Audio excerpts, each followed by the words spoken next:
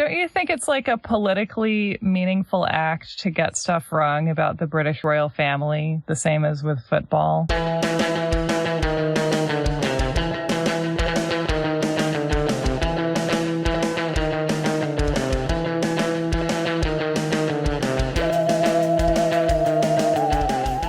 Welcome to You're Wrong About, where we tell you the story behind why your mom cried that day. Oh, that's nice.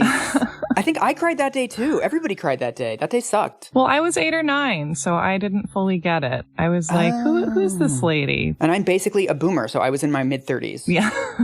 I am Michael Hobbs. I am a reporter for the Huffington Post. I'm Sarah Marshall. I'm working on a book about the Satanic Panic. And if you want to support the show and hear cute bonus episodes, we are on Patreon, and there's lots of other ways to support the show, including buying cute t-shirts. And you can also not support the show, because just existing in the world and breathing air and doing the things you do is pretty great. We're happy you're doing that. Just come hang out. Yeah. And today we are beginning our series on Princess Diana. Yeah. I have like 31 meta comments about this before we start. If you don't stop me, I'm going to talk for like 2 hours before we actually say anything. Well, we could do that. I mean, you seem like, I feel like if I stick a fork in you, you're just going to be like the juiciest and readiest you've ever been.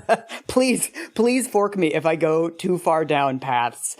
I went back and forth about whether or not to do this episode, and I want to talk about it. Huh. Okay. Where do you want to start? So, I started researching for this like 2 weeks ago, and I was reading one of the 2 biographies of her that we're going to dive into this episode. And I kept thinking, there's like so much going on in the world. Everything is on fire literally this time. And here I am reading about basically a love triangle of the 3 most privileged human beings on planet Earth. That's why I want to hear about it. Because on one level, it doesn't matter at all. Yes. Right? Because it's like, it's human life. There's sadness here. Mm-hmm. There's trauma.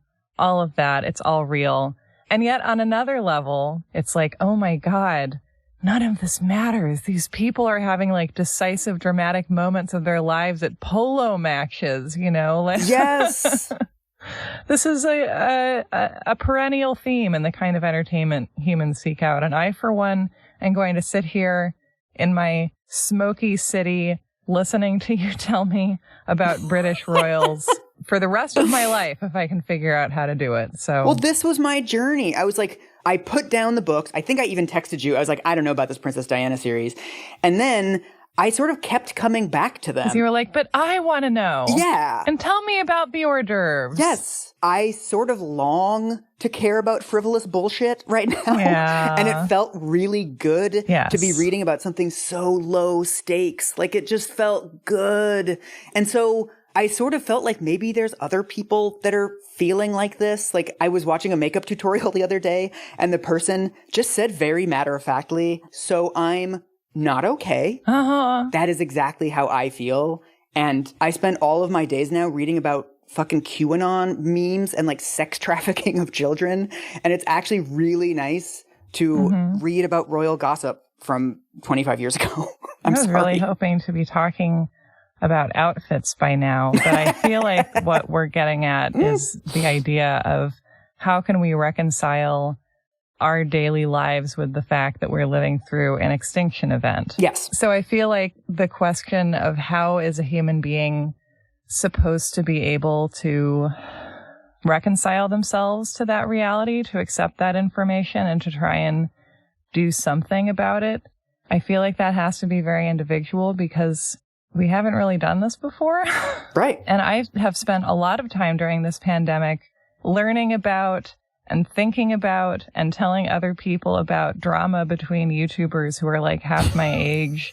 And why is that? I don't know, but it's what I do. The weird thing, too, is that this is not a standard that I hold other people to. No. Like, when I see other political journalists tweeting about, like, you know, a Marvel movie or something, I'm not like, oh, how frivolous. I'm like, good for them. I tweet about heavyweights all day long. Yes. Yeah. So anyway, all of that, like, ignore me. I'm probably going to cut most of this out.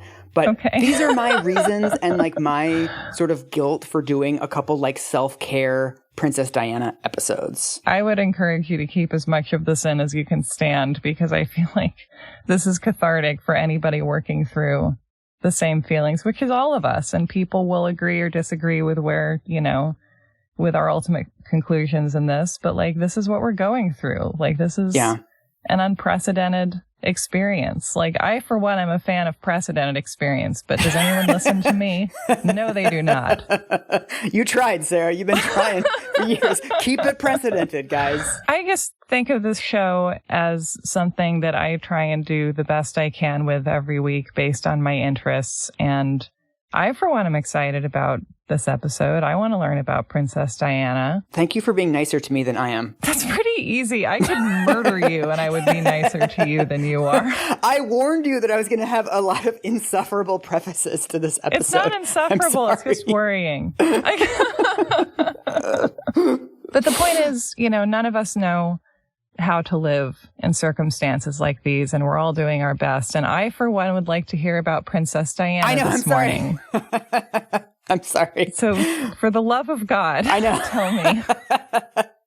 So now that we've established that we're not okay, we're going to proceed. I mean, let's talk about Princess Diana. I know you have read some books about her, right? I really haven't. I listened to the beginning of Tina Brown's Princess Diana book. I listened to the audiobook one evening while craft shopping.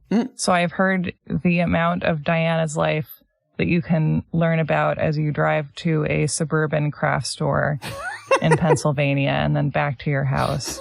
I told you I got as far as her winning the best kept hamster award. Yes. And then I have my own memories from childhood, but I don't know very much. So neither did I when I was going into this. These episodes are going to be based on two biographies. Andrew Morton's biography of Diana, which is called Diana in Her Own Words, is the only biography of her with which she participated. So he did extensive interviews with her. There's transcripts of the interviews in the book itself. He's now updated it after her death, but it originally came out in 1991. We're going to get to this, but when the book comes out, the book itself is a huge event in her eventual divorce. It's kind of like a salvo in the war between her and the royal family. And she initially claims that she didn't participate in the book. There's all this weird subterfuge that goes on to get her on tape. There's weird things in British libel laws where Morton had to say that Prince Charles and Camilla Parker Bowles had a special friendship. He couldn't actually say that they were having an affair because British libel laws are crazy. A special friendship? Yeah. Wow. Like your mom has with her therapist? Yeah. But anyway, so I started reading this book, and it's very detailed. It's got sort of all the timelines in place. He interviews her brother. He interviews her mom. It's very well researched, but it's one of the least insightful books I have ever read. Oh, no. It's just like a recitation of events. It's like your kid comes home from school and it's like, and then. Yeah, totally. Yes. For more insight and color, I've been trying to add like other essays by people, and especially Tina Brown's book, The Diana Chronicles, which comes out in 2007, which draws on Andrew Morton's. Like, she refers to Andrew Morton's biography extensively. She refers to a bunch of other biographies, but she's actually insightful about how the royal family works, how the British upper crust works. So it's nice to have that through somebody's lens who like basically just describes all this royal family stuff and all the manners as just like fundamentally dumb and bad. Yeah, I feel like Tina Brown might agree with my theory that judges should all wear Tommy Bahama shirts. Yeah. Because ideally they should wear something that inspires people to feel slightly less reverence for them. So, okay, I want to read you this sentence from Tina Brown's The Diana Chronicles is the perfect summation of the point of view that she is going into this story with, okay? It's long, but bear with me. Okay. Tina Brown says, there was no other rival for her heart but 28-year-old Charles Philip Arthur George. His Royal Highness the Prince of Wales, Earl of Chester, Duke of Cornwall, Earl of Carrick, Baron Renfrew, Lord of the Isles, and Prince and Great Steward of Scotland. Or Arthur, as he likes to be called when he climaxes. Oh, God. That ending really snuck up on me. She stuck it. I mean, I think it's like the perfect blending of all of this royal title bullshit. Like, she knows this stuff, but then it's like, oops, he's also just like a dude who likes fucking. Yeah. So those are our two main sources. I'm going to try to bring in things from various other sources. I am 100% sure that I'm going to miss stuff. So apologies in advance. But let's do our best and dive in. Yeah. I mean, all of our UK listeners will, I'm sure, know this, but I feel like a lot of our American listeners don't know that, like, this whole thing about Diana being the people's princess, that's much more about her personality than her actual upbringing. Mm-hmm. She was raised, like, her father, it's very Jane Austen. Her father is, like, a noble guy who doesn't have much money, and her mother is from a family that has a lot of money, but they're not noble. Mm-hmm. So her mother's name is Frances. Her father's name is John. He is eventually the Earl something, not the Earl of something, because Earl of is like a lower rank than Earl. Really? So eventually he's Earl Spencer, not Earl of Spencer. See, this is exactly the thing we were referring to 90 seconds ago. Yes. There's also, again, Andrew Morton is just like so deferential to this stuff. He just mentions that the family's fortune, her father's fortune, comes from sheep trading in the 15th century. No need to interrogate that at all. Just like, oh yeah, if you were rich 500 years ago, you're still rich now. No big deal.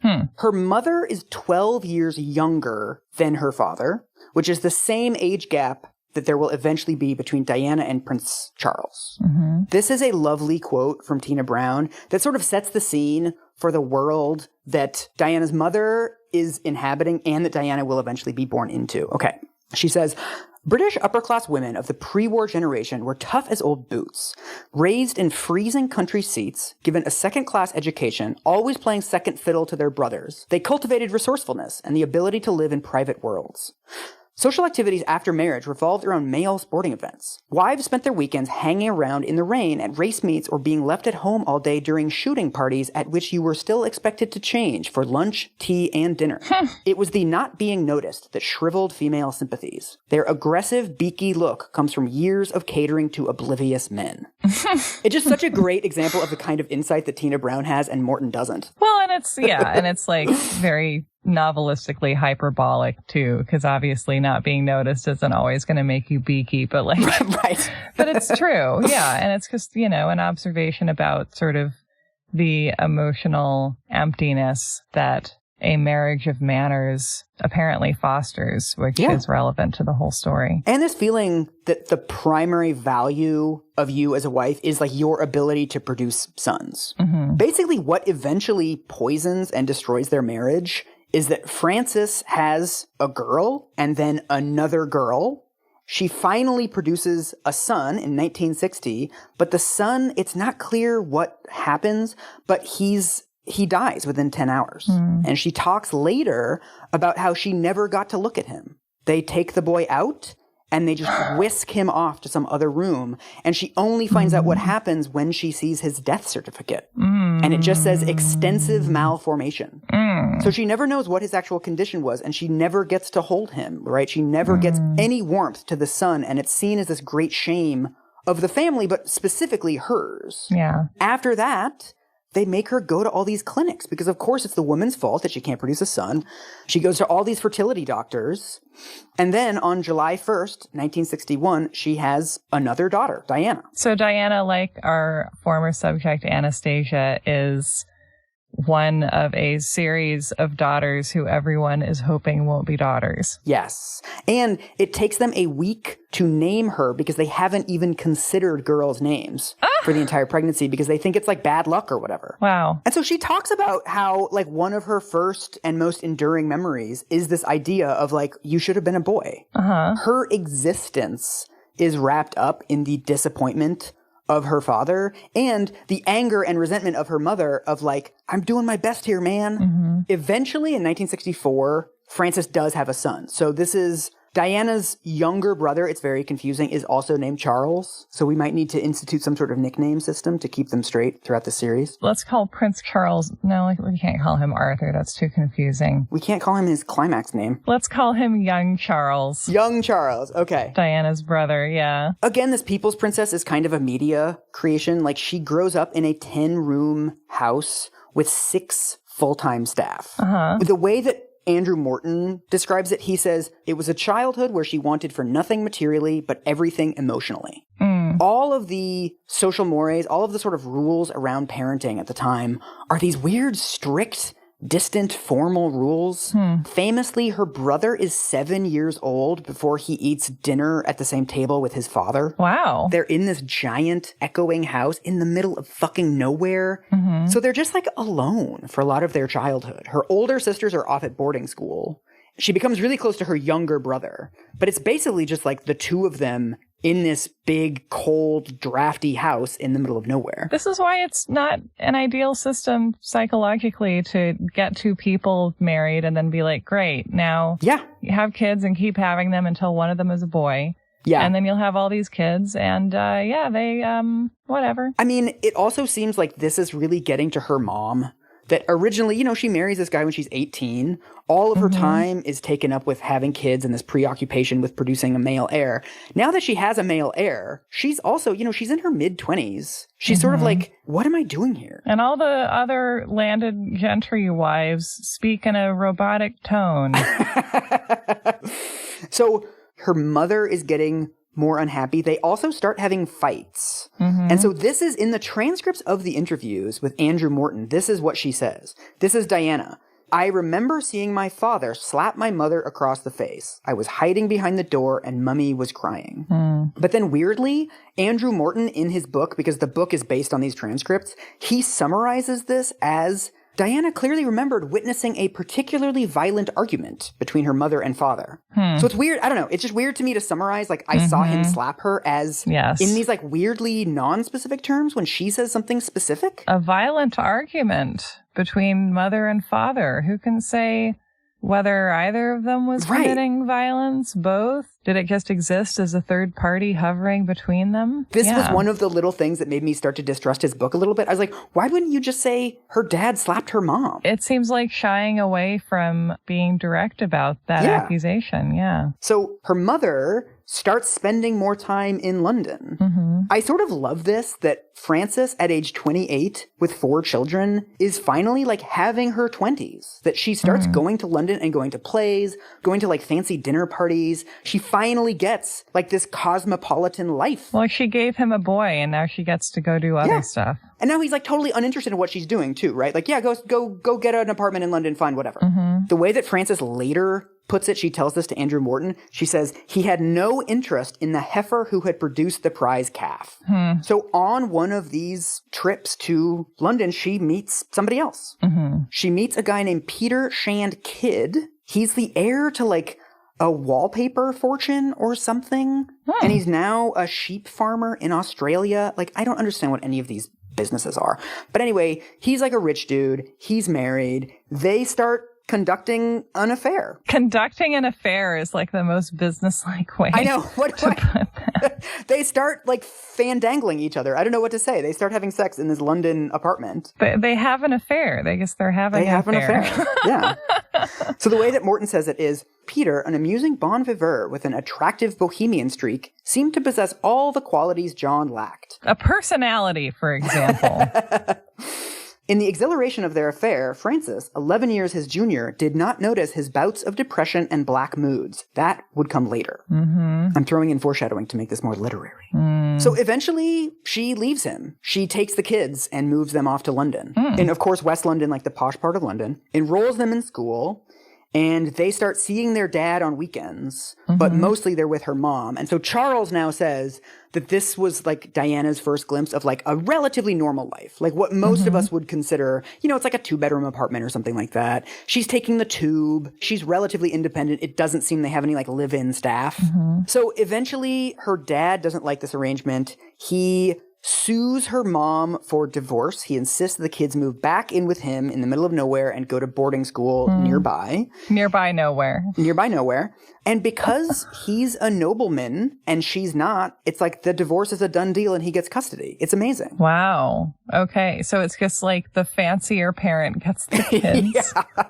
Also, her own mother testifies against her and says that she's an unfit mother. So that didn't help. Oh, God. What are Diana's mother's parents like? Diana's mom's mom is this social striver, and she's friends with the queen mother.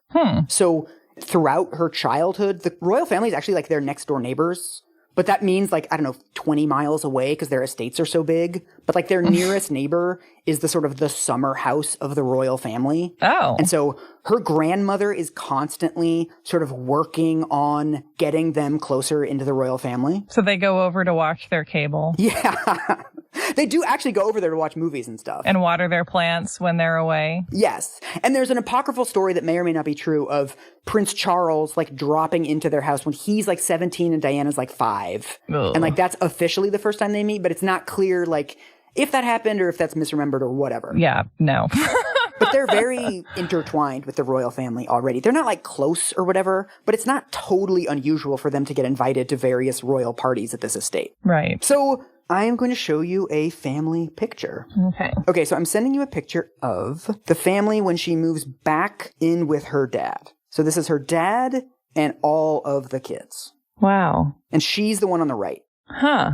I would not have recognized her. Me neither, right? Uh-huh. She has this like very round face. She's got long brown hair. She just like, it's the angle, it's the bangs, It's funny. I guess I just always assumed that she was like a very glamorous little child. She just looks like a regular kid, doesn't she? She's 6 when her mom leaves, and I think she's like 7 or 8 here. Mm-hmm. What else strikes you about the photo? She has, interestingly, very reserved body language. Everyone else is completely facing the camera.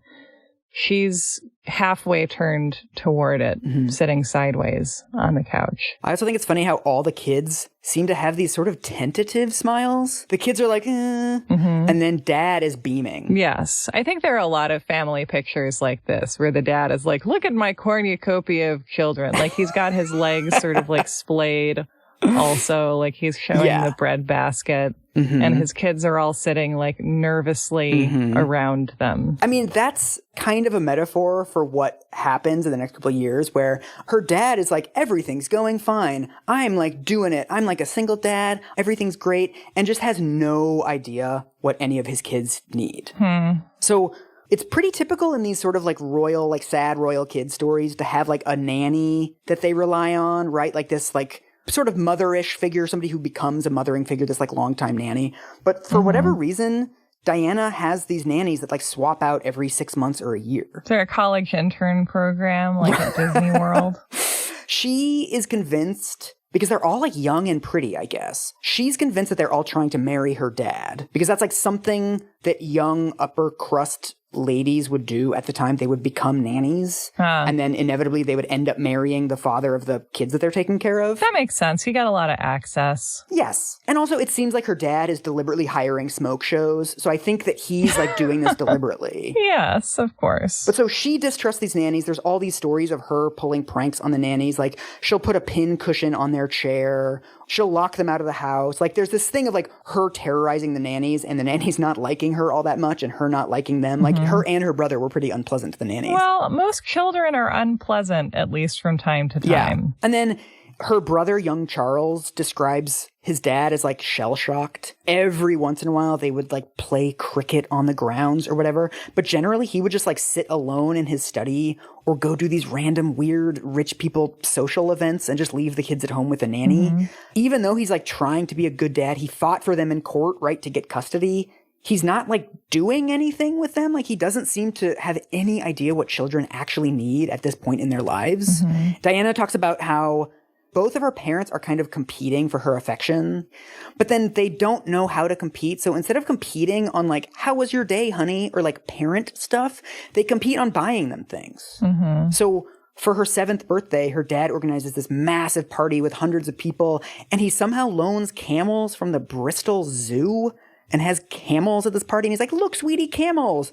And she's like, can you just give me a fucking hug? Like, can you, camels are fine, but like, this is not actually what I need as a person. What is it that makes it easier for a human being to obtain camels for their child's event than it is to hug them? Right. Like, don't raise kids like this. I don't get this. I mean, the only explanation we get from Tina Brown is she says he wasn't cut out to be a jolly new age dad. His own formal childhood had moored him irrevocably to the detached parenting style of the aristocracy. Diana and Charles always took their meals with the nanny in the nursery while he supped in solitary grandeur in the dining room. That's so weird. Like, why does he have to eat dinner all by himself? They're literally just making rules to make themselves miserable and to make their children miserable. Yeah, it's like Batman on a date with Vicky Vale. Yeah. It's also super chaotic when she goes on weekends to meet her mom, because her mom is like it seems like kind of breaking down and is really, really, really mad that she lost the kids in the divorce, because of course this is not what she envisioned for this post-Earl life of hers.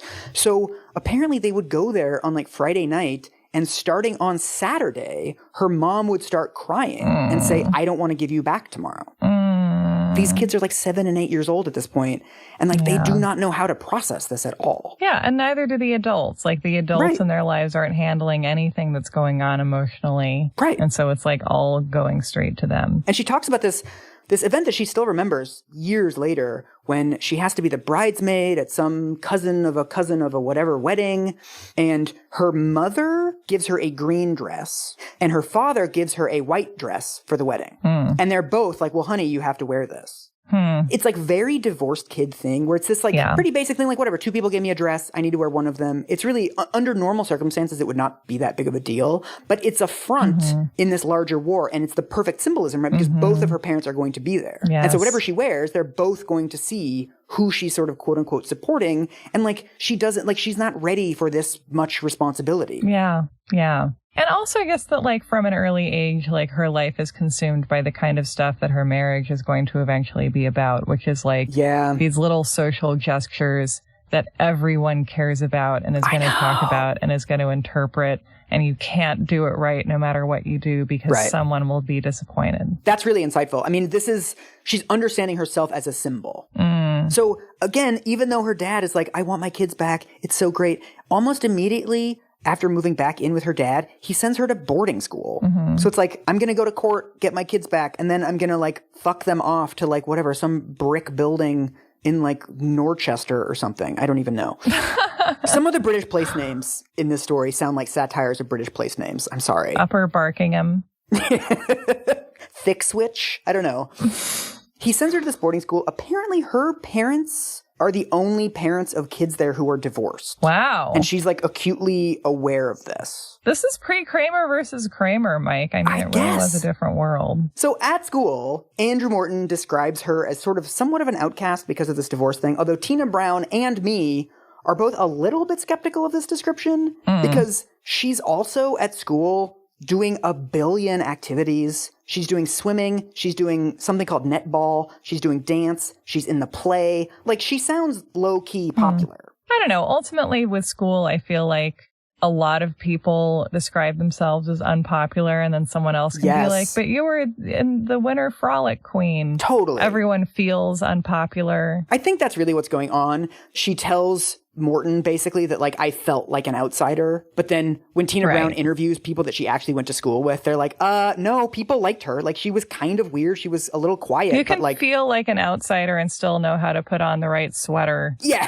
And like laugh along to the right jokes at the right moments and so on. Tina Brown is also weirdly mean about Diana's intellect. She keeps talking about how she failed a bunch of O levels and how she got low grades on all these like standardized tests that British children have to pass. Okay, Tina. I know. It's like, just relax. Like, it doesn't seem to me like she's all that dumb. It seems like she's bad at taking tests. Whatever. I bet Tina Brown did a great job with all of her O-ring tests.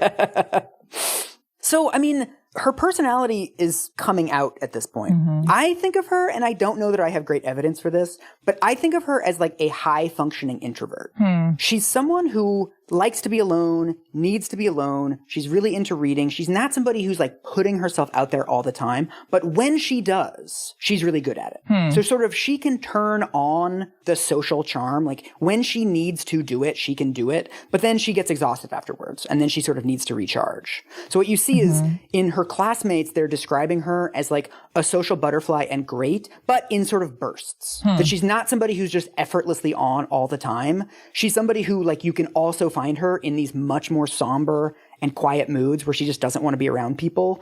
It seems like she's very good at social situations when she knows what is expected of her. But in things like when she's not in control of them, or when she's sort of a follower rather than a leader, then she gets less comfortable and she sort of fades into the background. So the other thing that happens at this time is, for the first time, she starts doing charity work. So this obviously will become extremely relevant later, but there's some sort of field trip at her school where they take the kids to a mental institution. Everyone who was around at this time says that Diana is a natural. She does the thing immediately where she goes down on her hands and knees to get her face on the same level as everybody who's there, like immediately just connects with people. So one of the nurses who works there says that she hears like laughter booming through the halls for the first time in days, like as soon as Diana gets there. I mean, it kind of comes back to what you were saying the other day, that every kid is gifted, right? That we should think of every child as gifted, but like finding out what their gift is. This is her superpower, that she can connect with anybody and make them feel really comfortable and not look down on. Which I can see being a product of her own insecurity fostering lifestyle. Like if she's an insecure person, then that can give her the gift of like a genuine sense of equality with everyone that she meets. Right. So this is what Tina Brown says about Diana's empathy. She says, Diana made her warmth available to anyone, regardless of race, creed, or nationality. An invisible thread of kindliness drew her to people who expected the least and needed the most. The distinguished historian Paul Johnson believes that Diana's empathy was a unique gift. She thought she knew nothing and was very stupid, he told me. Although she didn't know much, she had something that very few people possess. She had extraordinary intuition and could see people who were nice and be warm to them and sympathize with them. Very few people compare to what she had. This is actually something, I mean, I think that her insecurity about her intellect might be in there too. A lot of people say that like when they meet Diana, she'll within the first couple minutes be like, oh, you know, I'm too thick to understand all that. But like she has this sort of this self-deprecating thing that she thinks of herself as kind of dumb, and she thinks that this is the way that she can excel at something. It's also an interesting thing that she is actually very competitive, and her sisters are good at fucking everything, and her brother's like a super genius. Like he ends up going to Oxford or Cambridge or one of those. And this is like something that she's good at. Everything else that she does, like dancing, piano, whatever, it's like, oh, your sister's better than this, but you're like pretty good, right? Everything else in her life, she's second best at. And so being nice to people and connecting with people, it doesn't just give her a sense of self-esteem, but it's also, it's like the one thing that she has that she is the best at. And so Tina Brown concludes this saying, when Diana did leave her own world for the hospital ward or the homeless shelter, it was never royal condescension. In her last interview before her death, she told Le Monde, I'm much closer to the people at the bottom than the people at the top. It never occurred to Diana or anyone else at the time that this empathy could be as powerful a force as intellect. Wow. It also seems like the people at the top suck. And like, of course she's drawn elsewhere. That's another way of putting it. It does seem that like the manners and conventions of the society sort of incentivize sucky behavior in a very interesting way. Tagline. Yes. Yeah. So the last thing that happens before she meets Prince Charles and we get into the courtship is she gets a stepmom. Her name is Reine Legge, I don't know. How is it spelled? Legge. I mean, yeah, British names are pronounced some way that they decided on 700 years ago. So, like, we have no chance. Yes, all British words. Just call her Rain Legs. Yeah. We know that that's wrong. Yes. And we're agreeing that we know it's wrong. And if we try and say something that sounds right, it'll be wrong also. Yes. So her dad meets Rain Legs, who is sort of like a tragic figure. People think of her as like really tacky and just sort of off a little bit. Like one of the details in Tina Brown's book is that they're having a pool party and, you know, it's a bunch of kids. It's like 11 in the morning. Everybody's playing around. They're in their swimming suits. They've got like sock and boppers or whatever. And Rain Legs shows up in a ball gown, like a Morticia Addams ball gown. It's like, it's just everything is a little bit off about her. She's like too formal and too informal at the same time. But Diana's father seems to be wild about her. He's like, I'm a posh old man, and this is an overly posh lady. One of the details from Andrew Morton's book, he says, Christmas at Althorpe with Rain Spencer in charge was a bizarre comedy. She presided over the present opening like an officious timekeeper. The children were only allowed to open the present she indicated, and only after she had looked at her watch to give the go-ahead to tear the paper off. What? That's so weird. But it's like, there's so many weird little things like this where it's like, she's applying these rules, but the rules don't make any sense. Like, she understands that being fancy is like having rules about arbitrary stuff. So she just like does that. But so The most bananas detail of this is that Diana's father starts seeing her, they meet her once, and then they get married without telling the children. Ah! Diana finds out from the newspapers. Her brother, young Charles, finds out from the principal of his school. No! The principal's like, hey, good luck on getting your new stepmom there. And he's like, step what? And then they have a big party, like a wedding party with 1,000 people to celebrate the wedding. And they don't invite the kids. What? They just stay home with the nannies. Come on. It's so weird. This all seems based on a belief that children are like just little hunks of semi-autonomous gristle that don't really notice what's happening to them. They're like, Pip, Pip, this is your new mummy now. That's how British people talk. So in the sort of the sad outcome of this is that they're livid at their father, but they also take a lot of their anger out on Rain herself. Yeah. And so Diana loathes Rain Legs. It's also like, how can you expect a child to not conflate the injustice she rightfully feels about how this woman was introduced into her life with her feelings for the woman herself, right? Like, you are screwing your wife by bringing her into your children's lives this way. Oh, yeah. He just isn't thinking anything through. Like, he's never putting his children's emotional experiences in his calculation. Do you think in his brain there's just like a Shetland pony munching hay?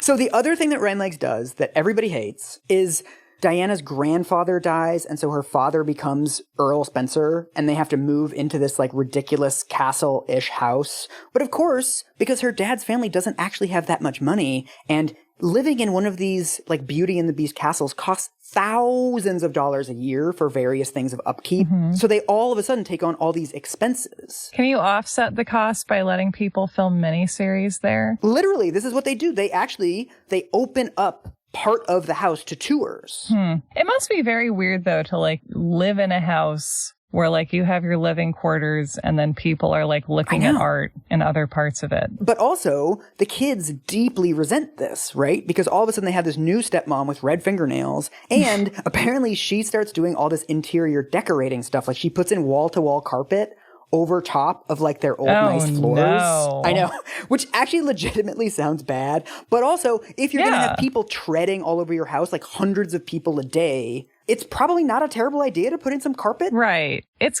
a complicated issue, but I presume they're coming there partly to see the floors. So, I don't know. I can't help her. In her defense, in her interviews with Andrew Morton, Diana does show some understanding of Rain. She says, she used to join us, accidentally find us in places, and come and sit down and pour us with presents, and we all hated her so much because we thought she was going to take Daddy away from us.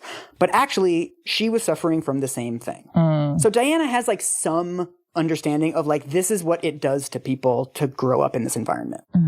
But now, finally, we get to her meeting Charles. Okay. There's like 3 meeting stories. There's the first one when like he's 17 and she's 5 or whatever. That one doesn't really count. There's one when she's 16 and he is dating her sister. Are you aware of this? I'm aware that he dated her sister at one time, yeah. This is super fucked up. Her older sister, Sarah, had been dating the Duke of Westminster, whatever that is, and they had just broken up. This is in 1977, and she gets a really bad eating disorder. She gets anorexia after this. This is extremely fucked up. This is from Andrew Morton's book. Her family, worried about her health, used every method possible to encourage her to eat. For example, she would be allowed to speak with Prince Charles on the phone if she put on 2 pounds in weight. Oh, no. Oh, dude. No. Oh, boy. They're controlling her love life and her fucking weight at the same time. Yeah. And of course, your family exerting even more control over your life is going to encourage you to just act normal. So eventually she starts seeing a doctor. It's coincidentally the same doctor that Diana will later see for bulimia. But she's dating Prince Charles as all of this is going on. And we are now going to watch a clip. So the first time Diana and Charles meet is on a hunting excursion, and this is Charles and Diana talking about how they met on the eve of their wedding. This is a couple days before they get married. Okay.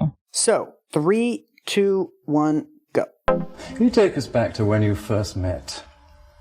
If you can remember. Can you remember when you first met? Yes, certainly can. It was 1977. Charles came to stay as a friend of my sister Sarah's. for a shoot. We sort of met in a ploughed field. Slightly previous to that, but I know. And what did you think then? What was your instant impression, both of you? What did you think about Lady Diana? Well, I remember thinking what a very jolly and amusing and attractive 16-year-old she was. And, I mean, great fun. And bouncy and full of life and everything. And I don't know what you thought of me. Pretty amazing. Did it cross either of your minds that in 3 years' time you would be announcing your engagement, thinking of being married? No. Not at all. What was your first impression? It's so awkward, and she looks so young. I know. She's 19. Oh, when they got married, she was 19? Yeah, she's 19 and he's 32. Wow. Yeah. Yeah, and it's just awkward. It's so awkward. I know. That's why I skipped the first 3 minutes, because it's, like, painful to watch. Mm-hmm. What did he seem like? I don't know. I think they both have the quality of, like, a 12-year-old golden retriever who's being petted really roughly by a bunch of toddlers at Thanksgiving. It's just like, this has to happen. You know, it's like, neither of them are happy to be having this conversation. Yeah. Like, these aren't engaging questions. You can't answer them honestly. I know. You can see that they're, you know, caught in this web of manners and, like, having to, it's all very PR-y and it's just weird because they're talking about their relationship as if they're discussing trade negotiations. So Hilary Mantel has a really good essay about this, and she says something about the royal family that I think is really insightful. She says, I used to think that the interesting issue was whether we should have a monarchy or not. But now I think that question is rather like, should we have pandas or not? Our current royal family doesn't have the difficulty in breeding that pandas do, but pandas and royal persons alike are expensive to conserve and ill-adapted to any modern environment. But aren't they interesting? Aren't they nice to look at? Some people find them endearing. Some pity them for their precarious situation. Everybody stares at them. And however airy the enclosure they inhabit, it's still a cage. Yeah, and look at what happens when you try and liberate a panda like Meghan Markle. So they meet at this time, and then nothing really happens, and they meet, like, for real 3 years later. So this is kind of a weird fluky thing. Okay, so it's, like, weird for them to be doing this interview because, like, the interviewers are like, did you know when you first met her that you would... I'll stop doing the voice. They're like, did you know when you first met that you would be getting engaged? And it's like, if you thought that you knew that when you met anyone, that would be pretty intense, right? Yeah. I mean, it seems like at the very most, he thought that she was hot. It doesn't seem like they really connected as people or, like, chatted very much as people, right? Because they're in a large group. Yeah, he describes her as, like, jolly and amusing, full of fun. Yes, like a corgi. I mean, he goes to her house that night or sometime shortly after, and for some dinner thing, something. And then apparently they end up chatting a little bit, and then he asks Diana to, like, show him, like, oh, won't you show me the galleries upstairs? Like, I think this is how, like, rich people flirt with each other. And then apparently her sister, like, sees this going on, and she's like, absolutely not. I will show you the galleries. And then totally cockblocks her and then walks upstairs with Charles. And that's, like, the last that they interact for, like, 3 more years. Later, she tells Andrew Morton that, you know, when I first met him on that hunting trip, I thought, what a sad man. Tina Brown says that Diana actually has a crush on him when she meets him at this time, that this is sort of the spark of this crush and, like, a very deliberate effort to get with him. Those are, like, the 2 theories. Either she thought he was, like, a sad man, or I need to sort of get things in order to get with this guy. I have no idea why one would suggest that these things are mutually exclusive. So basically they meet, that's about it. There's nothing seems momentous or all that interesting about it at the time. It's just like, my sister's dating this dude, met him, chatted a bit, peace out. Eventually the relationship with her sister explodes when Sarah starts talking to the press. Explodes in a good way or a bad way? In a bad way. So apparently she's on some skiing holiday. These people are always on fucking skiing holidays. She ends up talking to 2 journalists in, like, a very open way. I guess they're just, like, eating French fries together at lunch, and she's just, like, chatting.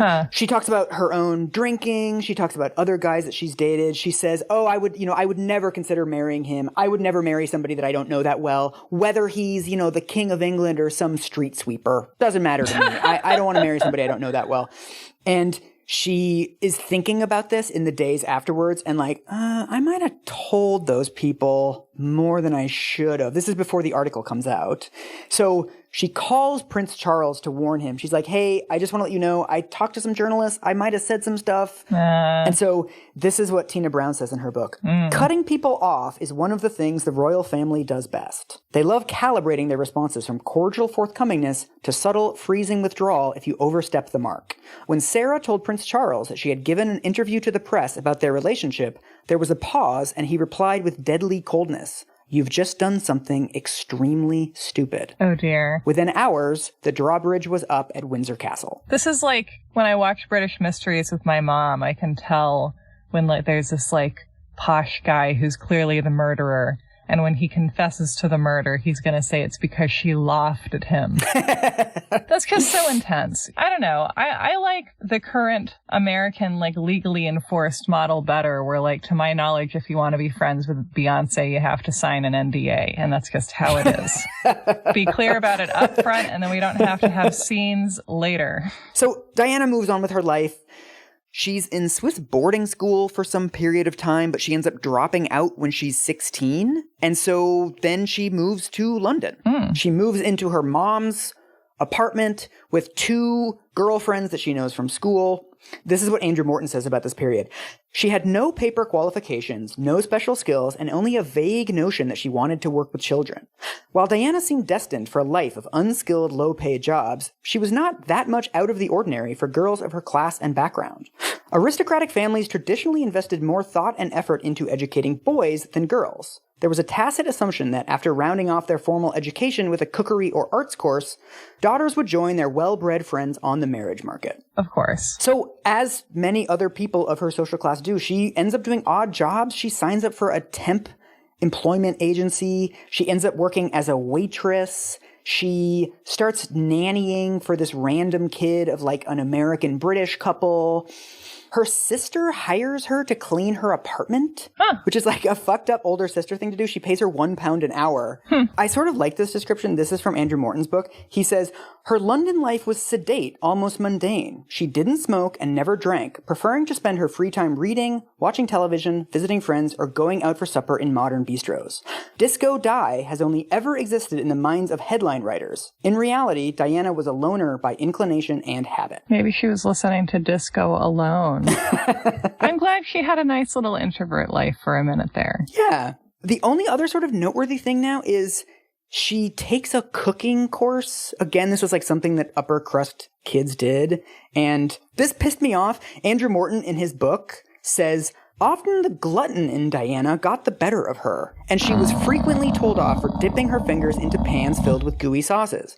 She completed the course a few pounds heavier and clutching a diploma for her efforts. Clutching? It's like, fuck you. This is somebody who struggled with bulimia for years. Like, don't talk about the glutton in Diana. Also, it's just like, it's normal for your weight to fluctuate. Yes. And it's normal to taste stuff in a cooking class. Yes. Everybody relax. Yeah. And it's just like, it's seizing on an excuse to stigmatize someone for the very thing that they tortured themselves about while they were alive, and which is a made-up problem. So, like, yeah, it's a confusing choice in what seems to have been, like, a very kind biography, or at least one that was trying to be. Right. Because everything else in the book, he's so generous to her. And weight is the only issue where it's like, oh, no, I can still be kind of shitty to her about this. It's like the only place where, like, his tabloid journalist past gets the better of him. But anyway, now that I'm all worked up. Like Dixie Carter and Designing Women. It's wonderful. It's like pull starting an ATV. You're just like, ooh, oh, it's coming. Yep. Yep. I love it. Keep going. The other thing that happens at this time is she starts teaching ballet. She gets a job at a dance studio on Brompton Road. According to Andrew Morton, she gets in a skiing accident, something tendons, something, and she can't do it anymore. According to Tina Brown, she faked the injury and she just stops showing up to the job one day. Oh my goodness. Either way, I mean, she's, 18 years old. This is something that 18-year-olds do. So she gets this big old apartment that her parents buy for her. She moves in with 2 of her friends. And she describes this as the happiest she will ever be. She's a bachelorette. She's living with these buddies. She's part of this sort of thing called like the Sloane Rangers. Have you ever heard of this? Were they vigilantes? Unfortunately not. Sloane Square is a really posh part of London.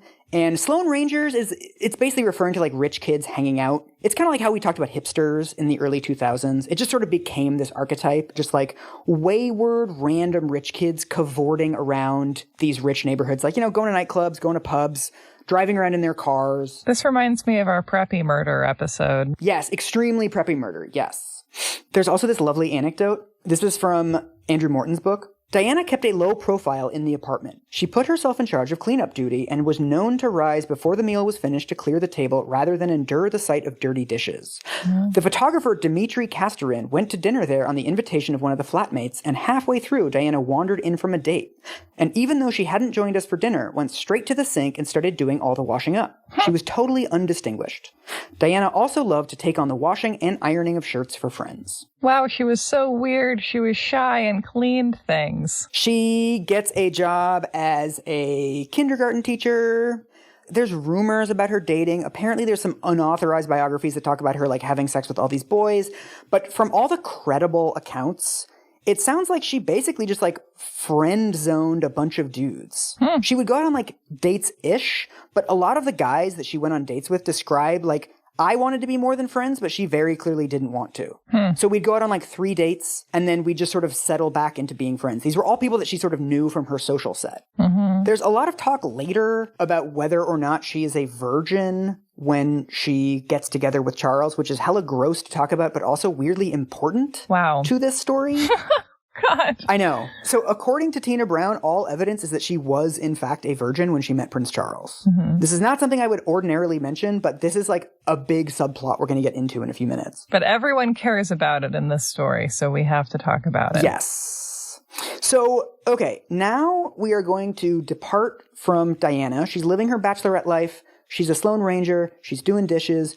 We're going to zoom out from London, and we're going to zoom into, well, a different part of London where Prince Charles is. Okay. So tell me what you know about Prince Charles. We're going to do like a little Prince Charles interlude. Oh, boy. Okay. Prince Charles is the son of Queen Elizabeth and that guy. Philip. He is in love with Camilla Parker Bowles, I believe, before he marries Diana. Yes. And I don't know. I don't really know what his personality is. I guess know about like his marital history and that he's kind of the villain in the Diana story along with the media. I don't know. I know that he's never come off well in a single story I've heard about him. But yeah, but I feel like I don't really know that much. So, I mean, he has kind of a similar upbringing to Diana, but everything is supercharged. So the wealth, obviously, is supercharged. The sense of duty and rules is also supercharged.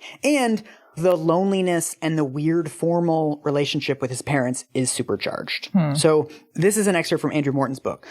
Queen Elizabeth II, consumed by her duty to the nation, was formal and frequently absent as a mother or deep in her red boxes, the endless flow of government dispatches concerning affairs of state. Acceding to the throne when she was only 25 was an impossible burden for a young married woman whose first child, Charles, was 3 at the time. She is fated to be defined forever as a mother by the photograph of her returning from her royal tour of the Commonwealth in 1954 and shaking her 5-year-old son gravely by the hand.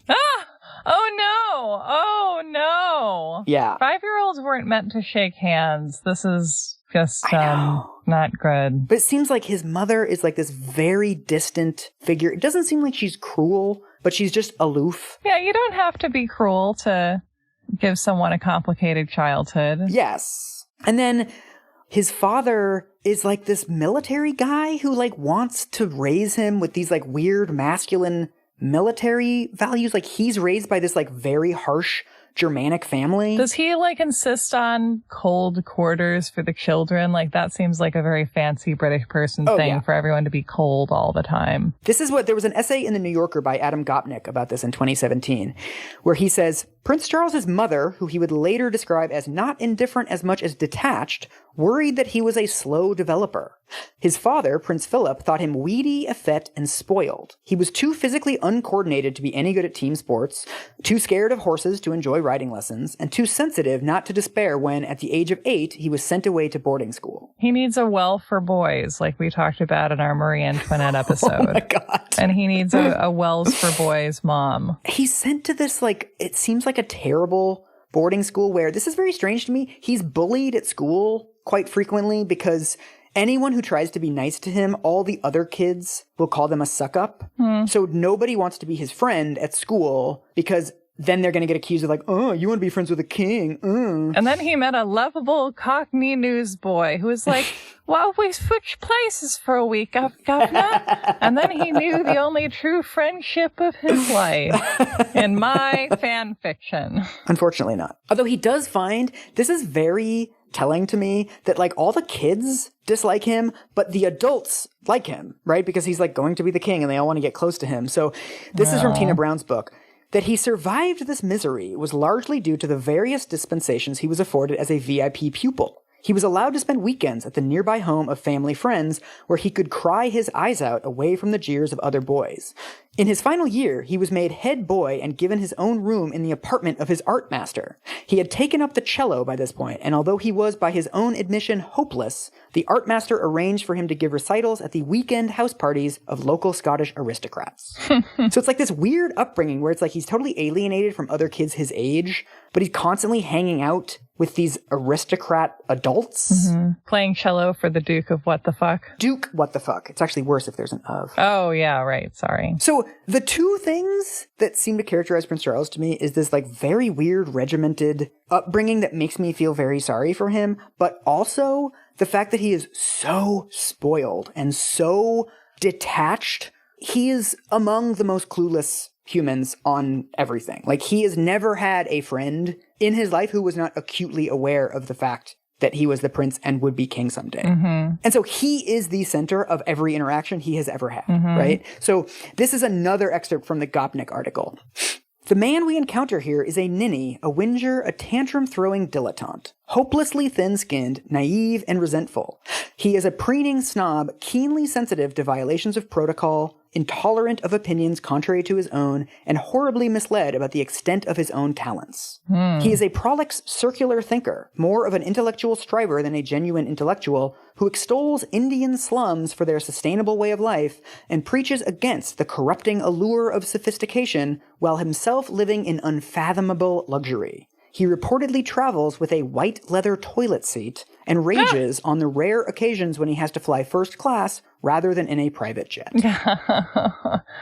That's such a tacky item, too. Come on. Oh my God, I know. I imagine him just like carrying it with him as he gets on the plane, like those people that have neck pillows. Oh yeah, under his arm. Yeah, under his little blazered arm. So, of course, he is like Britain's most eligible bachelor, right? Like the royal family needs him to marry somebody. They need him to marry someone super fertile, one assumes, and who Extremely has the fertile. maximum number of reproductive years. Fallopian tubes, all 8 fallopian tubes or something.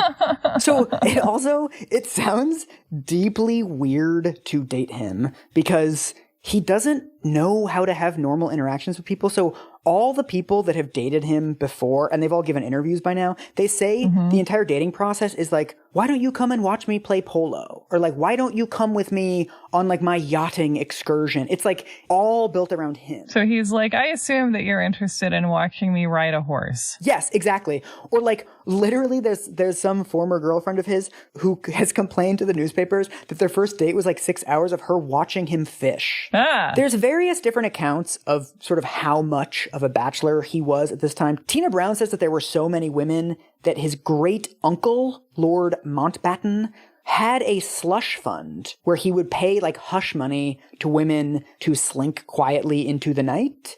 Although according to a biography of him that came out in 2017, this was mostly the royal family concocting this for the press. Right. To make it seem like he was this like playboy and he's like playing the field when actually he was kind of diffident and awkward and wasn't that interested in all of these conquests. Right. So apparently one of the ways that he gets around this is he sleeps with a lot of married women. Interesting. The British tabloids are at once so salacious but also so naive. They wouldn't hassle married women that he was seen publicly with because they're like, oh, they must just be friends because she's married. Oh my God, really? Yeah, apparently. Wow. And also, all of the speculation about his love life is leading up to like who's going to be the future queen.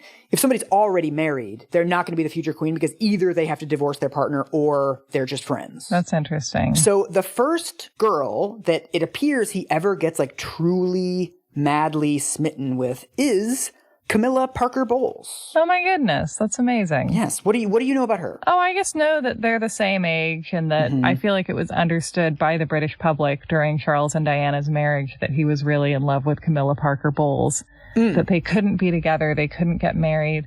And then when they finally did get married a few years ago, it was just like, well, finally. Yeah. It was like a love match facing off against manners and heir making requirements, and that this is really kind of the start of the whole story, that like they can't be together for some reason. Yeah. So Camilla is, she's 2 years older than him. This is a description of her from a Guardian article that I found. She was the oldest child of Major Bruce Shand, a wine merchant, and Rosalind Cubitt, whose family once developed most of London's Belgravia. She attended Dumbrell School, Sussex, and Queensgate in South Kensington, where she is remembered for climbing onto the roof for cigarettes. She emerged with 1 O-level and a talent for fencing. She has never needed to work because of a £500,000 inheritance from the Cubitt family. Milla, as she was known, was a regular tomboy with an extrovert personality. She was the focus of attention, not because she was dazzlingly beautiful, but because she was so bright and bubbly. She wasn't going to be a movie star, but she was always very smart and very well turned out.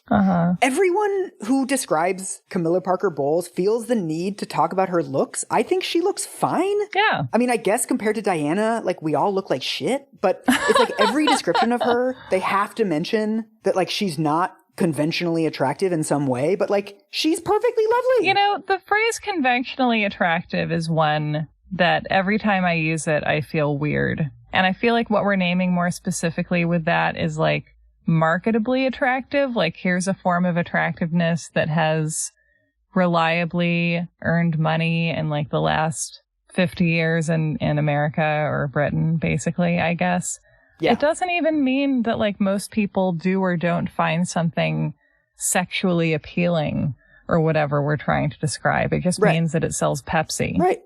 And also, Charles likes her. Like, everyone is lovely to people who find them lovely. Like, it's a completely subjective distinction. And it's clear that Charles really likes her. I've had a crush on Walter Matthau for like longer than I care to admit. It's fine. Everyone has their feelings. Camilla has like sort of a rushed, sloppy, irritated, and alive kind of quality.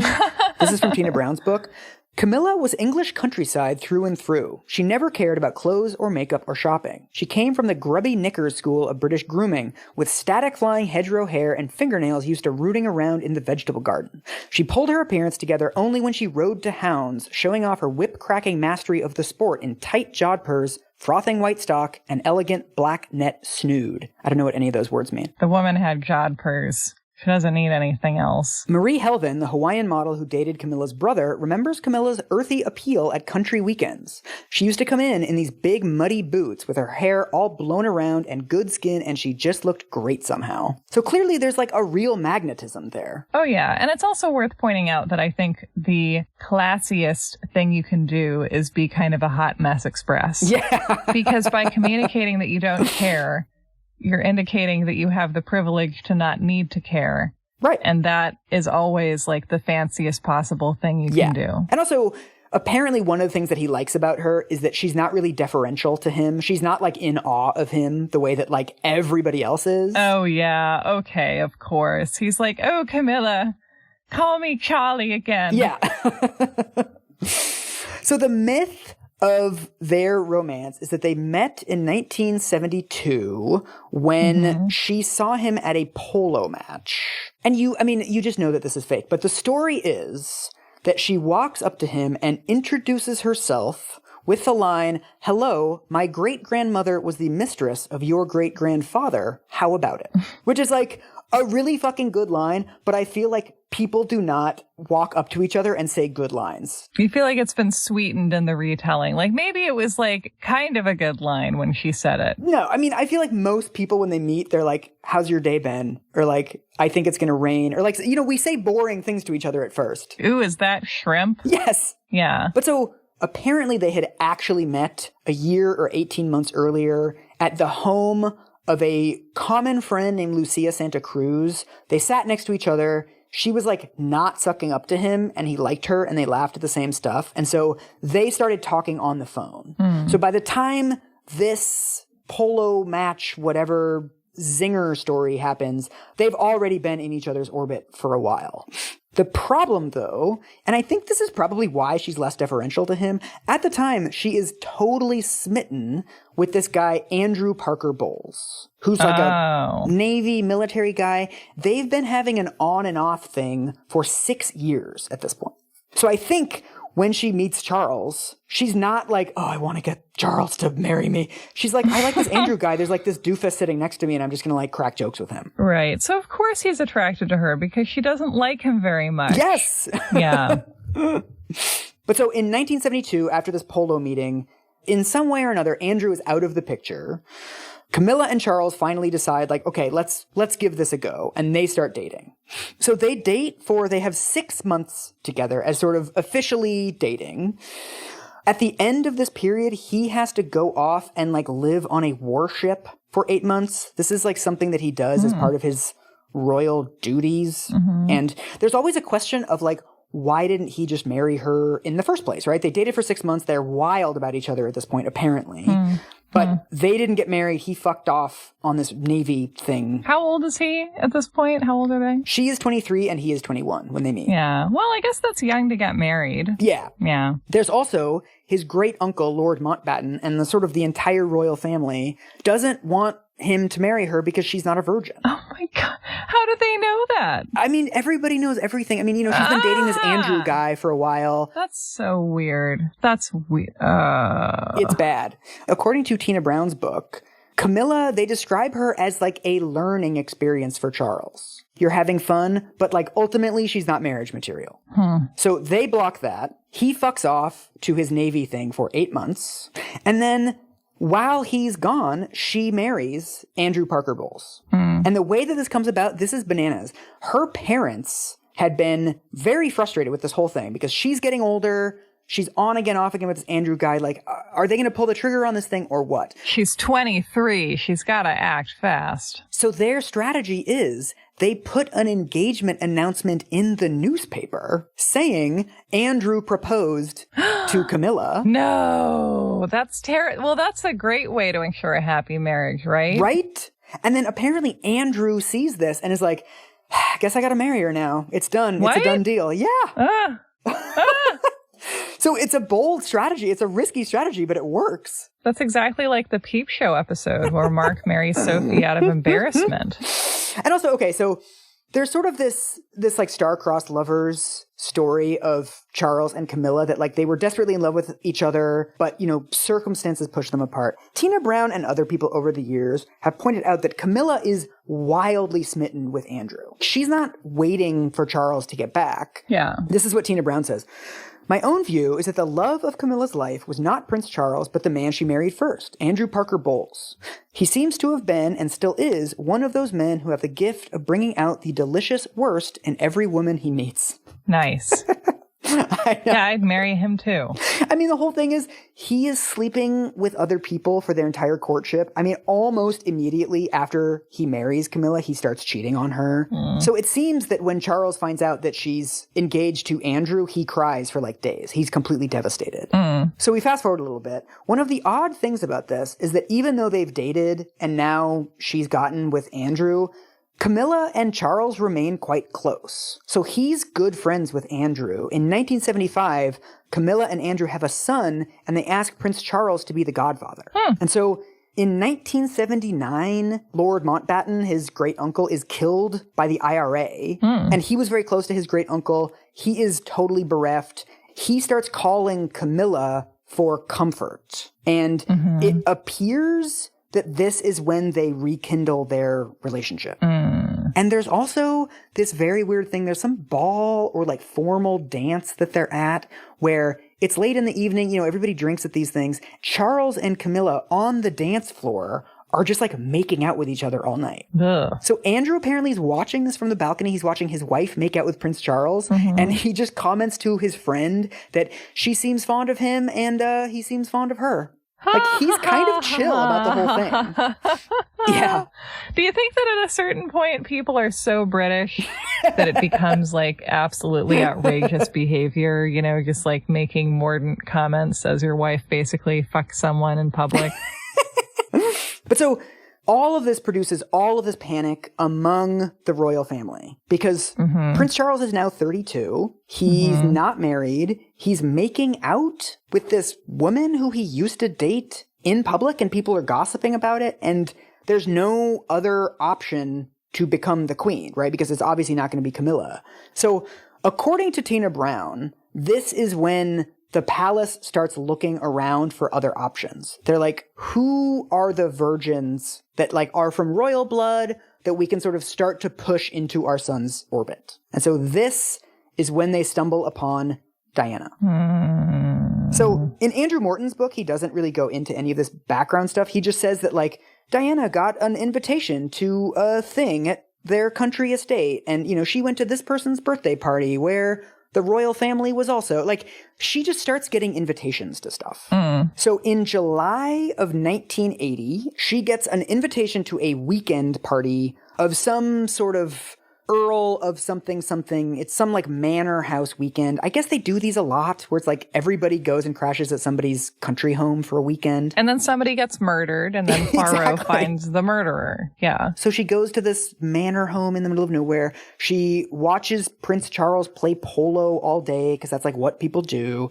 And then there's like a polo after party and it's a barbecue. They're all hanging out and she ends up sitting on a bale of hay next to the prince. Why do they have a bale of hay? I guess it's like in a barn or something. All right. According to Andrew Morton, she sort of ends up sitting next to Prince Charles. According to Tina Brown, she was like angling to get close to Prince Charles the entire time. And that like this was her purpose. She had a crush on him. She wanted to get into his good graces. But either way, they end up chatting on this bale of hay. Apparently the thing that Diana does that awakens his feelings for her and like gives him a little crush on her is she's talking about how she saw him at his great uncle's funeral. And so what she says to him is, "You looked so sad when you walked up the aisle at Lord Mountbatten's funeral. It was the most tragic thing I've ever seen. My heart bled for you when I watched. I thought, it's wrong. You're lonely. You should be with someone to look after you." Oh, so of course he's like, I like this. This lady's nice to me. Yes. No one knows how to do that here. The way that Tina Brown puts it, she says, Diana was appealing to his deep reservoirs of sympathy for himself. Oh, gosh. It's basically this extremely attractive 19-year-old girl saying to like one of the most privileged people on the planet, being like, things must be so hard for you. And he's like, thank you. Yes. Yeah. It is hard. I am amazing. And if she's someone who empathizes with what someone feels to be true, then like, yeah, she can validate that for him. I'm seeing it. I'm getting it. So they chat late into the night. Like they really click on this bale of hay. He is so smitten with her that, you know, it's this weekend thing. He's like, sorry, I've got to drive back to Buckingham Palace on Sunday afternoon a little bit early, but why don't you come with me? I'll drive you back to London.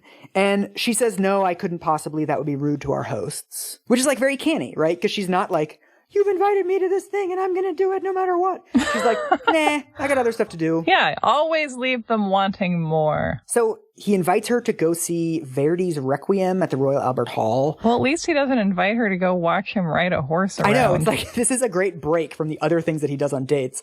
It's also, this is one of the weirdest fucking things about their courtship. They only meet 13 times. Ooh. And most of those times, they're not alone with each other. Huh. So even at this date where they go to the Royal Albert Hall together, her grandmother comes along as a chaperone. Can you imagine dating somebody and like a lot of the time you spend with them, your grandma is there? No, I cannot. The whole thing is weird. Also, another detail that everybody always repeats about this is that she does not call him Charles until after the engagement. She calls him Sir for the entire courtship. Oh my God. It's so weird. Wow. Also, he only tells her about their date at the Royal Albert Hall 20 minutes before the car comes to pick her up because, again, they're not like talking on the phone about logistics like, oh, what are you doing Wednesday? Oh, that doesn't work for me. Everything is through like his footmen. So he like writes a formal letter to the staff at Buckingham Palace of like, I wish to see Lady Diana. And then there's all this logistics that has to take place. So by the time she finds out,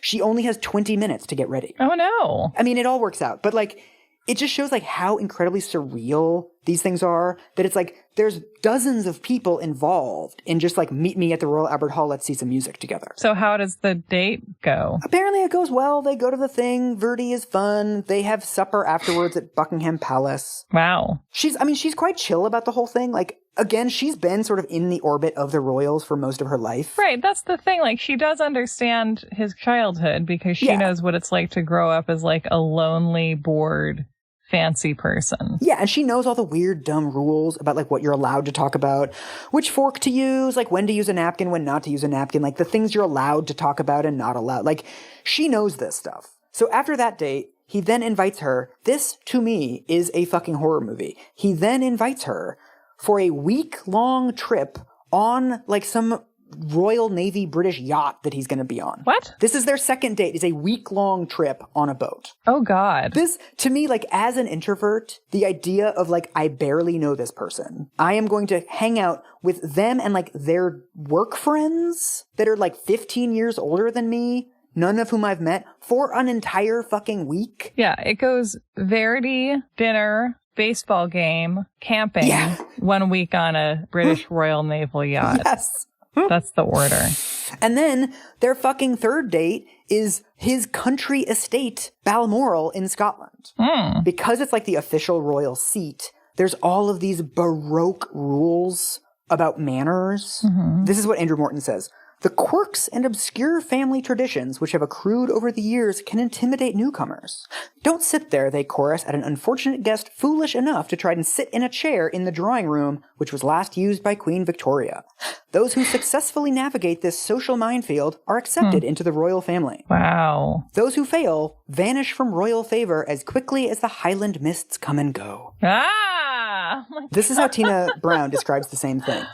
Guests are expected to perform a Keystone Cops routine of constant costume changes, from informal breakfast attire to sporting clothing for going out with the guns to another change into afternoon wear for tea, and then it all comes off again in favor of something long and dressy for dinner. How about I wear leggings to all of your stupid stuff? She says, the irony of this is that this is the royal family at their most relaxed. This is the most uninhibitedly carefree they ever get to be. Ugh, how depressing. I am from the West Coast. There's like 3 things a week that I can't go to in sweatpants. If I can't wear a fleece pullover to it, then I don't want to go. Yes, exactly.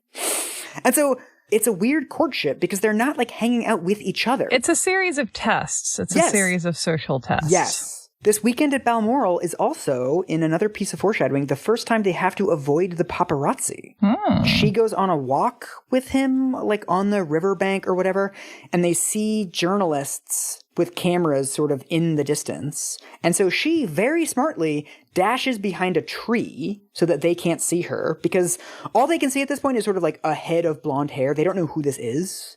And so she turns around so that all they can see is the back of her head, and she uses her makeup mirror to look at them in the distance and manages to walk away without them getting a shot of her face. That's brilliant. Very brilliant. So, like, how much of a deep conversation are you having with your date under those circumstances? I know. But so, even though the paparazzi can't identify her at that time, they, ask around, rumors, leaks, whatever. They find out within days who she is. And this is when, this is the rest of her life. Like, they immediately start hounding her. And so this is bananas. They start following her around, all the sort of the stuff that you expect. Like, they start waiting outside of her house. Tabloid journalists rent an apartment across the street from her apartment so they can zoom in through her kitchen window. Oh my God. So there's actual photos, you can still find them, of her like doing dishes at the sink. Really? It's so gross. So she's living under circumstances of constant 24-hour press scrutiny for months, and she's only seeing Charles like once or twice a month during this period, right? Like, they're not hanging out all the time. So it's just like her life being completely turned upside down and him basically being clueless about how much this is affecting her. So I'm going to send you another photo. Okay. This photo is iconic. If you are British, you have seen this photo 10 billion times. I know of this picture. Right? Yeah. So she's got 2 kids. She's holding a little kid on her hip, and she's holding the hand of another little kid. And she's looking out kind of shyly and reservedly from underneath her hair. And on top, she's wearing a sweater vest and On bottom, she's wearing a beautiful white sundress that is completely see-through when the light is shining behind her, as it is. And so you can totally see the outline of her legs, which I presume she's not aware of. Yes. So this is her at her kindergarten job. At the time, there are so many paparazzi hounding the kindergarten that she comes out and says, look, if I give you a photo, will you go away for the rest of the day? And they agree. And so they go into the yard. She's got these adorable kindergartners with her. And she doesn't realize that the sun is behind her. And so they take this photo, which is now iconic, where her legs look amazing. Like, everything looks amazing. Oh, yeah, of course. And so, of course, this is like a massive tabloid story. Like, this picture is iconic for a reason, right? Breaking news. Woman has legs. This is also in the parade of red flags that this courtship is. Apparently, when Prince Charles finds out, he says, I knew your legs were good, but I didn't realize they were that spectacular, ... And did you really have to show them to everybody? Not great. So you assume that she was like, I think I'll show everyone my legs today. Do the old see-through legs trick, I will. I mean, I do understand that there's a level at which she truly doesn't know what it's like to not grow up with this level of scrutiny, but like, it's weird. It sucks. Yeah. It feels like no one wants to acknowledge that it's terrible and that they're asking her to like sign on to this terrible way of life. Terrible so the way of answer life. is to be like, it's not terrible. You're terrible. Yeah. There's also, I wanted to throw the book across the room. Apparently there's a point where they're chatting on the phone and he fucking talks to her about how Camilla is struggling because there's 3 photographers outside of her house. He's like, oh, it's been a really rough week on Camilla. She's got 3 photographers. And apparently Diana thinks but doesn't say, there are 32 at my house. One for every year you've been alive, Princey. Right. At one point, she asks Buckingham Palace, she's like, can you help me with this? Like, can you do anything for me? Like, help me with cars or like help me with decoys for them or something? And they refuse to help her because like she's just some random person. So she talks in the transcripts of the Andrew Morton interviews how she would, she has to look composed, right? You can't give the paparazzi anything. And so as soon as she would get home, she would just like sit in a corner and cry because she just like didn't know how to deal with it. She's also, one of the reasons why they end up together is actually how she gets through this period because she saw what happened to her sister when her sister talked to the press. So she's very good with the press. She won't give them like any insight into her, right? She'll make it seem as if she's giving them access while keeping anything that would be in any way out of the ordinary out of the press. They also, of course, start looking into her background. They interview everybody she's ever dated. The vetting that she goes through is like, it's like what we would experience as like a presidential candidate now, like of this 19-year-old girl. Everyone who's ever like served her coffee at a coffee shop is getting interviewed by tabloid journalists. And another thing the royal family really likes is that they don't find anything. All of the men that she's dated have been like, yeah, I liked her, but it never went anywhere. So she passes through the machine. Yeah. And so the royal family is looking at this and is like, the press likes her. She's beautiful. She appears to be a virgin. Like, she doesn't appear to have had a serious relationship with anybody else. There's nothing in her past. Like, they're not getting anything from the tabloids. And so she starts to look like a really good candidate to the royal family. It's so fucking weird. I'm also thinking of how, like, mostly I think of, if you, like, need a virgin, it's because you're in a horror movie and you need someone to read an incantation. Yes. The only sort of hitch is there's at one point a rumor that she was snuck onto the royal train, which is exactly what it sounds like, and that she and Charles had some sort of like overnight tryst, which appears to actually be true. Like, there was a rumor for years that it was actually Camilla who was snuck into his train, but it appears that it actually was Diana, but it's the most non-scoop. That she had sex with the man she was eventually going to marry, like, pretty soon. Yeah, that she's dating. Like, she's an adult and she's dating somebody and they're having sex. Stop the presses.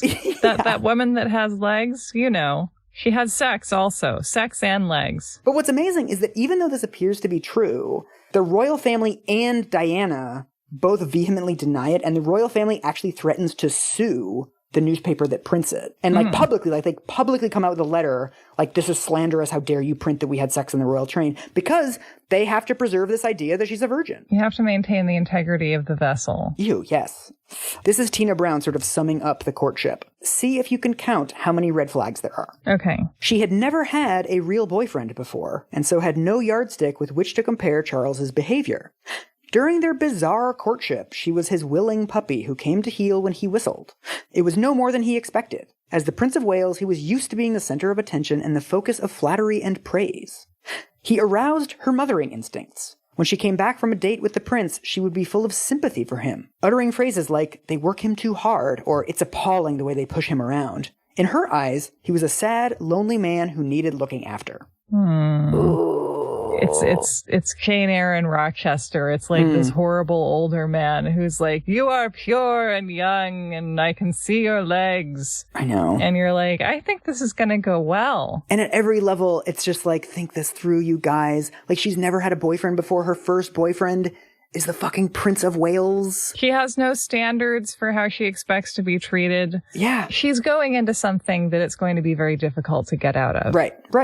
And also, people mention later that he has a history of being infatuated with people and then those infatuations fade. Yeah. So it does appear that, like, he likes her at this time. He's also, by the way, sleeping with Camilla. Both Camilla and Charles have confirmed that they have rekindled their affair by this point. But he seems, like, smitten with Diana as well. Like, he seems to actually like her. What's not to like? Right. He actually says something, like, slightly insightful. He's being bothered by the press on some royal tour or something to India. And they're like, so, are you thinking about marriage? And he says, well, I can't live with a woman for 2 years like you possibly could. I've got to get it right the first time, because if I don't, you'll be the first to criticize me. So he's, like, in some way aware of, like, the gilded cage that he's in. Do you think that there's any element of just, like, getting it done with as fast as possible so people stop bothering you about it? Oh, yeah. I think she's genuinely smitten. And he's like, yeah, I really like her. But also, like, there's all this duty, like, I'm almost 33. Like, the only person, actually, who tells Diana to, like, maybe think it through is her mother. She's telling her mother, like, I don't know why you're being hesitant about this. Like, I really love this guy. And her mother asks, well, do you love him or do you love what he is? And Diana says, what's the difference?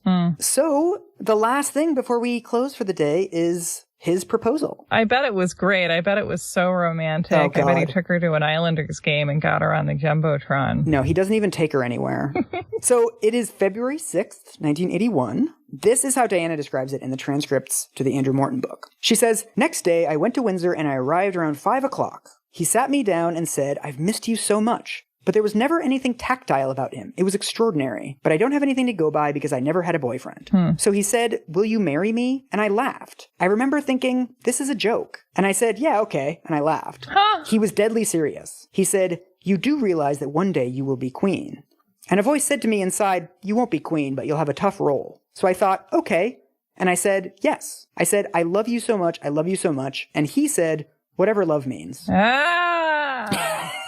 Wow. This is really interesting because they both sat down and told the truth to each other's faces and then still went ahead and did it. Yes. Which is exactly what people do. They know, a lot of people really do know what their life is going to be like going in, but knowing it is different than living it. And then also, in another sort of metaphor for what the relationship is about to be, as soon as she says yes, he, like, runs upstairs because he has to tell the queen and, like, get the wheels in motion for, like, a royal wedding. Right. It's not like, oh, let's sit here and cuddle and just, like, enjoy this for a couple hours. It's like, great, thanks. Patter, patter, patter, patter, patter. It seems like there's very little cuddling in this world. No. And, like, Diana was maybe a cuddly person, and that was one of the tragedies of her life. And so she goes home to celebrate. She tells her friends. She is ecstatic. By all accounts, she is absolutely ecstatic during this period. Yeah, she seems to feel a lot of real affection for him. Yeah. Like, not just swept off her feet by the fairy tale of it all, but by the fact that, like, here's this, like, visibly screwed up guy in a way that she perhaps understands, and perhaps what she doesn't understand is her ability to affect that. I mean, it's your first boyfriend. Yeah, like, everyone has a bad first boyfriend, and you're like, I'm gonna fix you. You know, that's just classic. She's just having she's caught her Taylor Swift feeling. I know, that's the thing. as someone also with like, I'm going to fix you type instincts, the only way to learn that you have those instincts is to just have a couple relationships where it goes badly. That aren't with the Prince of Wales. Yeah, exactly. That's my advice. Don't marry the Prince of Wales. Just don't do it. But so the last little nugget of information I'm going to leave you with is one of the people pushing for them to get married is Camilla Parker Bowles. That was going to be my guess. Mm-hmm. Because if Charles is married, then they can fuck around as much as they want, I would imagine. Because the press is going to be focused on the marriage and the beautiful wife with the outfits on. And Camilla, it seems like, likes Diana at this point. She's been around, like they've met each other at various of these like dinner parties and things, and Camilla will sort of give her advice on Charles, and she basically thinks that Diana's harmless and that like eventually Charles is going to have to get married anyway, right? So if he's going to get married, you know, we want to be able to continue our affair. So like he might as well marry somebody who like seems, you know, nice. The word that Tina Brown uses is gormless. Like somebody who's not really going to figure out what's really going on. She's not going to be suspicious. This is Tina Brown's wording. The youngest Spencer girl was such a sweet little thing. She was sure to be quiet, passive, and obedient. How could she possibly be any trouble? Boom. That's where we're going to leave it. Oh boy. This is ominous. I know. I wanted to put something ominous at the end to make people tune into the next episode of Frivolity. You know, I know that we're calling this frivolity, and in many ways it is. But also I think that there are human themes in all of these stories, and we're trying to find them. So thank you for trying to do that. We're just going to keep trying to do that with this as well as we can. I mean, ultimately, this is a story of a love triangle between three deeply flawed people. And then they'll be like, maybe things will calm down when we have kids. I know. It's like, maybe I'll just marry into the royal family and then things will smooth out. Yeah, I bet that'll happen. I'll work on the plane. Yes. If someone wants to write a book about the lies we tell ourselves, it should just be called I'll Work on the Plane. A thing that has never been true. I think it happened for me maybe 3 times, but I've told myself that confidently like 250 times. Mine is I'll do stretches at home. I've never done stretches at home. But it's just nice to tell yourself that. It's a ritual. I'll work on my hammies. So that's where we're going to leave it. Next week, we are going to pick up with the royal wedding, which is bananas. And we will do our best in a non-visual medium to convey its bananasness. I'm excited. And let's continue the story and try and see all these people as clearly as we can. And if anybody ever suggests getting a camel for your kid's birthday party, get them a hug instead. No.